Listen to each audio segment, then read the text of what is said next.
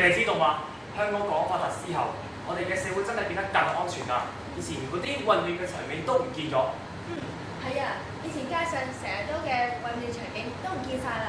咁而家我哋可以安心返學，唔使擔心安全嘅問題啦。不過有啲人話國安法限制自由喎，你哋點睇呢？我覺得自由都好重要㗎，但安全更重要。冇咗安全，自由都無法保障。國安法就好似一個保護傘咁樣，可以讓我哋喺一個安全嘅環境下追逐夢想。冇錯，國安法並唔係限制自由，而係防止嗰啲危害國家安全嘅行為。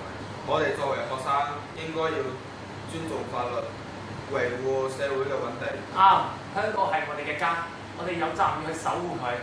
國安法唔單止保護咗我哋嘅安全，都俾咗我哋嘅希望，讓我哋可以專心學習，為未來做準備。係啊，有咗國安法，我哋嘅生活變得更平靜，咁社會上更加和諧。我哋應該要珍惜呢一啲來之不易嘅安定。你哋覺得啱，國安法確實為香港帶嚟新嘅希望，我哋應該共同努力，讓香港變得更好。係啊，我哋係香港嘅未來，讓我們一起守護這個土地，讓我們創造更美好嘅明天。為咗香港，為咗我哋嘅未來，加油！加油！